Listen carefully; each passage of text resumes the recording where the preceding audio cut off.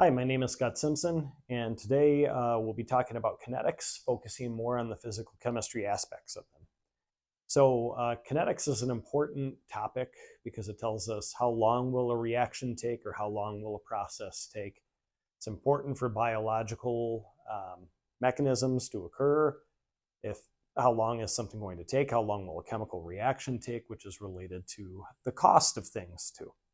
So to do this, we're going to consider rates of reaction, and we'll discuss how we define those rates too in a mathematical sense. So kinetics is the study of how long chemical reactions take.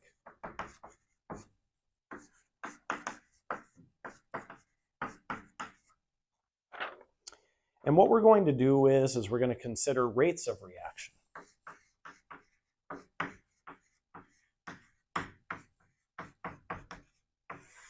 They can have different units, but a lot of times they're reported in molarity per second. To do this, though, we're going to consider the following reaction.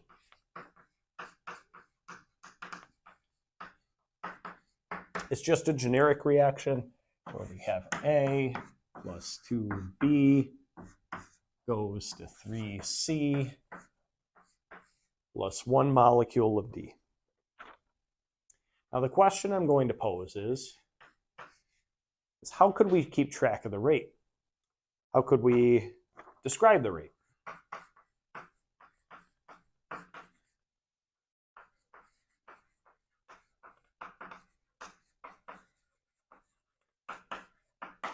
So, what are some things we could do to describe the rate? Well, we could look at the overall rate.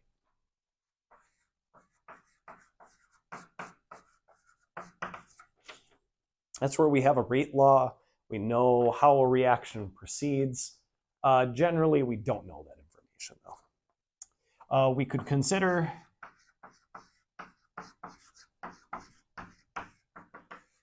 the change in concentration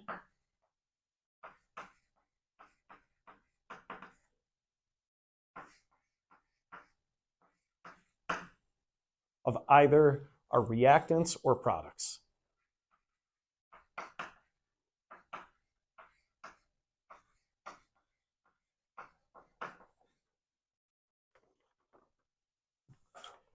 Generally, the way that this is reported,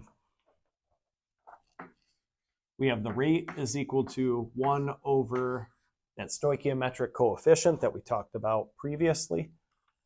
Remember, this is negative for reactants, positive for products, times the change in concentration of some species. We're looking at J over change in time. So again, let's describe what these things are. This nu here, that's the rate of the reaction. That nu sub J, which this is kind of annoying. A lot of times I'm going to replace this with just rate. This nu sub J is the stoichiometric coefficient.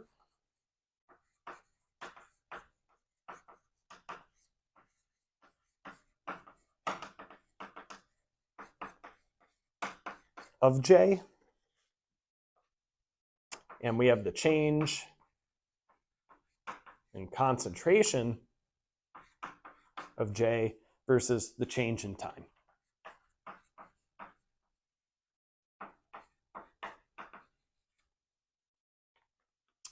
So looking at this reaction, there are several different ways we could describe this reaction,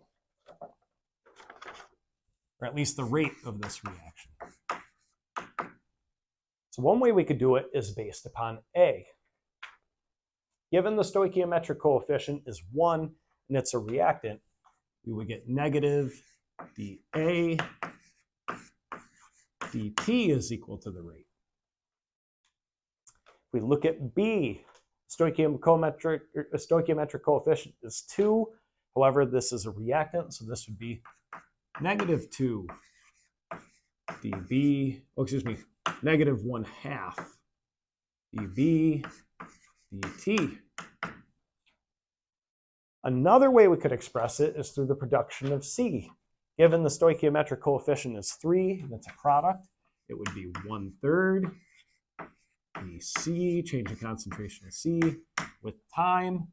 And finally, we'd have D, which would just be d over dt. So those are several ways we could express that coefficient. Now, if we were to look at an example, one that's a little more chemical, we'll see how to change this information. So let's consider a more chemical example, where we're going to investigate methyl radicals interacting with one another to form ethane. So as an example, the rate of change in the molar concentration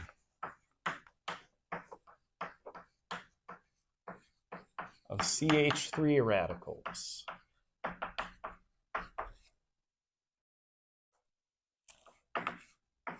in the reaction two methyl radicals come together, to form ethane gas was reported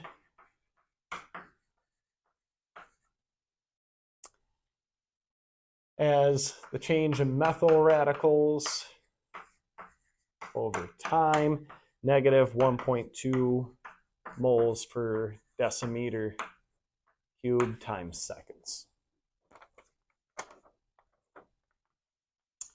Under some set of conditions. We don't have to worry about those conditions. So we're going to ask the questions. What is, we have A, overall rate, and B, the rate of formation of ethane.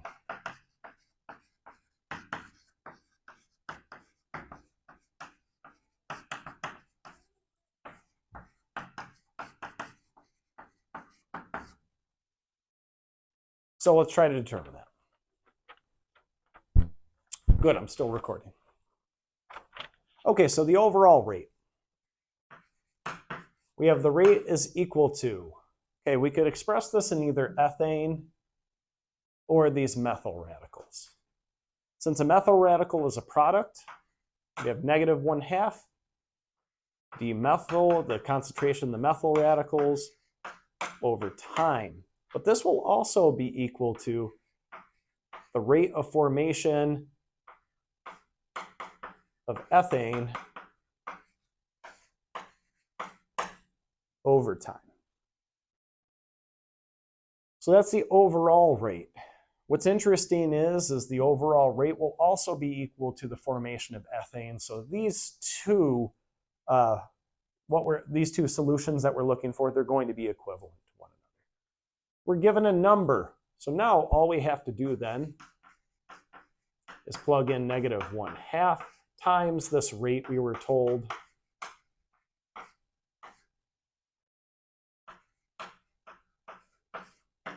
So that would work out to be 0.60 mole per decimeter cubed times seconds. So in this video, what we did was we learned how to come up with a rate expression. We haven't integrated this to figure out an integrated rate law yet, but we do have a way to look at rates of reaction. So thank you for your time. Please leave any questions or comments below.